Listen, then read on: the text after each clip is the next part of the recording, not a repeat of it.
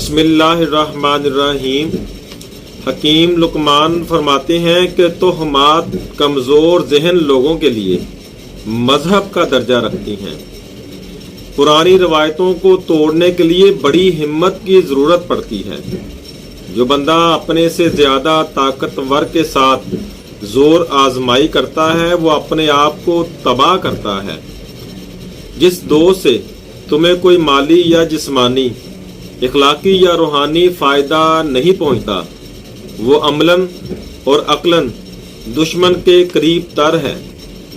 جس بندے پر نیکی کا گمان کیا گیا غور سے دیکھا تو اس میں کوئی پوشیدہ عیب ضرور پایا گیا۔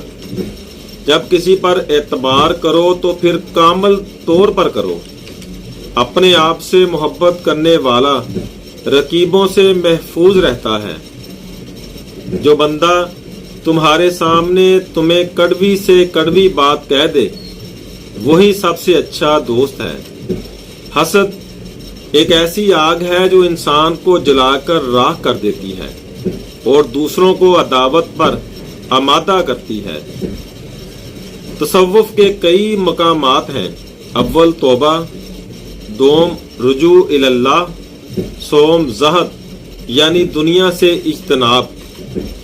تین غذائیں ایسی ہیں جو جوانی کو واپس لے آتی ہیں: مچھلی، دلیا اور خشک میوہ جات۔ توبہ کے تین معنی ہوتی ہیں: پہلے ندامت، پھر ترک عزم اور آخر ظلم سے باز رہنا۔ بزرگی کی تین نشانیاں ہیں۔